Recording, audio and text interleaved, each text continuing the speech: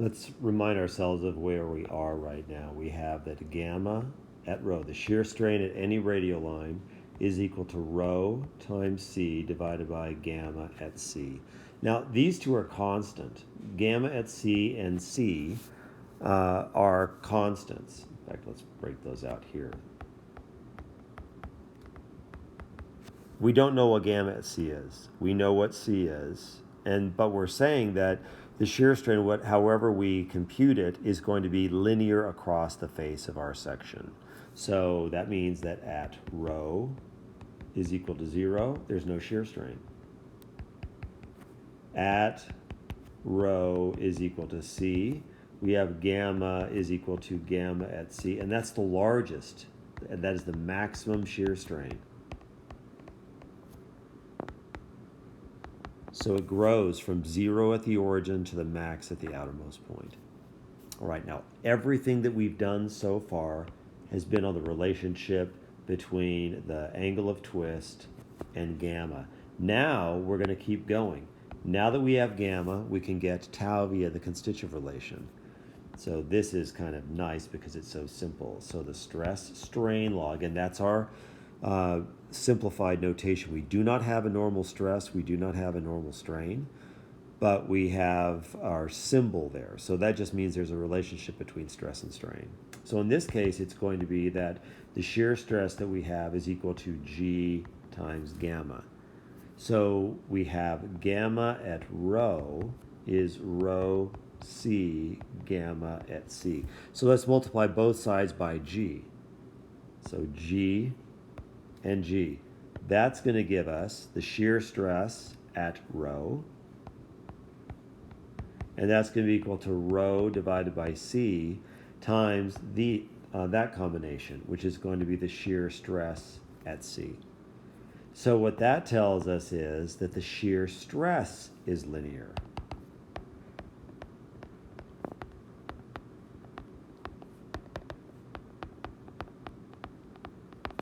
Over the cross section. So shear stress is linear because of the way that we're twisting things. And what about the other stresses, incidentally? Remember that the cylinder length is unchanged in length. It was L to start, and it's going to be L at the end. So L is a constant. That means there's not going to be a normal stress this way. There's no change in length per length. Same thing with this diameter. That stays unchanged in length, so there is no normal strain that way.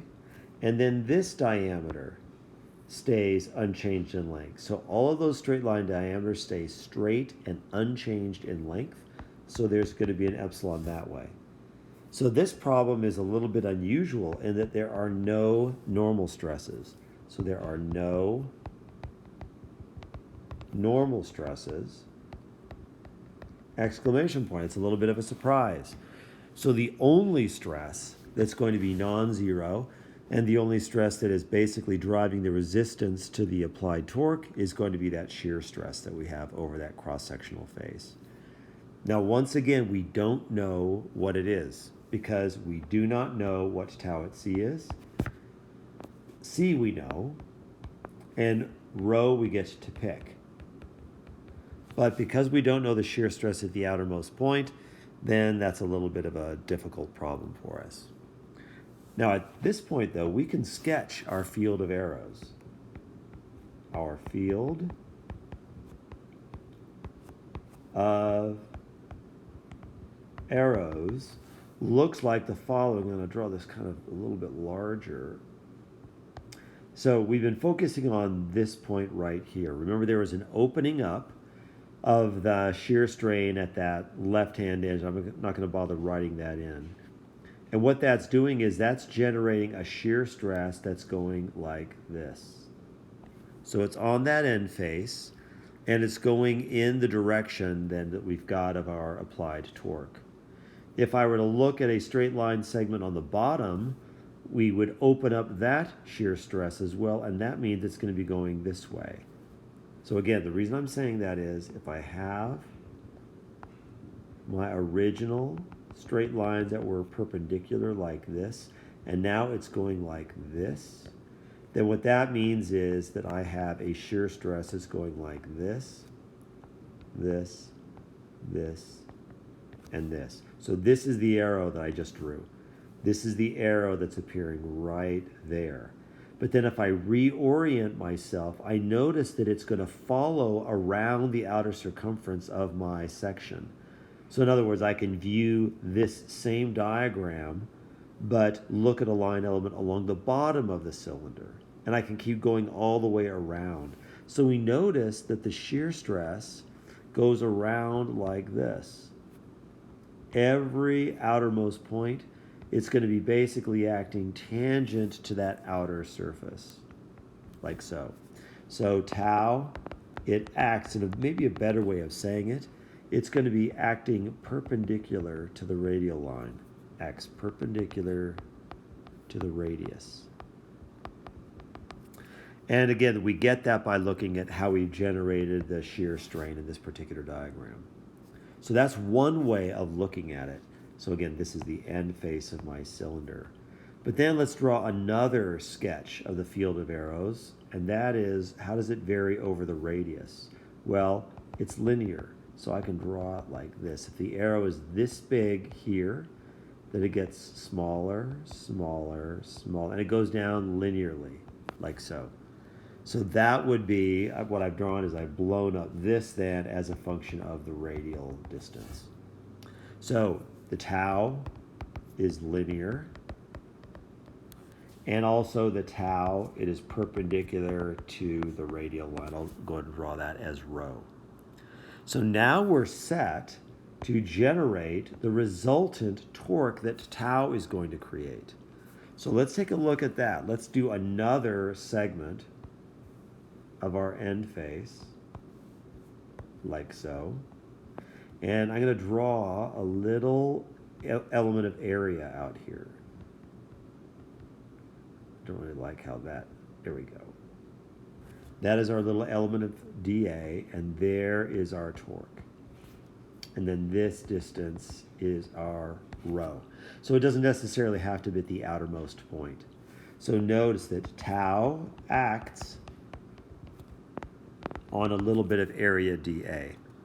But notice there's no resultant force that I have, because if I have this value of the torque acting down, I have this value of the torque acting up. And the same thing happens for everything else. I've got one going this way, that's going to be canceled by the one going this way. So there's actually no resultant force that I'm going to be generated over that particular segment. But we don't care about that. What we're after is the resultant torque that's generated by all of those accumulated shear stresses. So tau acts on an element of area dA. Now that element of area dA, let me draw a little bit better diagram of that. You've done this in your calc classes. In polar coordinates, it looks something like this. Let's blow that up a little bit. Like so. There we go. This is our dr. Now you would think this segment might be d theta, but remember that's no good. D theta has no dimensions associated with it. You have to multiply it by the radial line, so it's actually r d theta. So the dA in polar is equal to r dr d theta. But now in our coordinate system, this is conventional polar, but we've been using rho. So we should write dA is equal to rho d theta. That is our element of area that's going to be acting on the end face of our little circular segment. So now what we can do is we can calculate the total torque. So the generated torque is, we'll just call T, and that is called the total resultant torque over the end face, which we know has to be equal to T because that's what we're applying. That is our applied force to this particular problem. So what do we get? Well, the force is going to be tau dA. So tau at any rho times dA. That is our force. But to generate a torque, we have to multiply it by a moment arm, and that's going to be rho. So we're going to integrate that over the entire area then of the end face. So that is our first relatively complicated case of the relationship between stress and a force resultant where we had to integrate. So remember, to generate the axial force from the axial stress, recall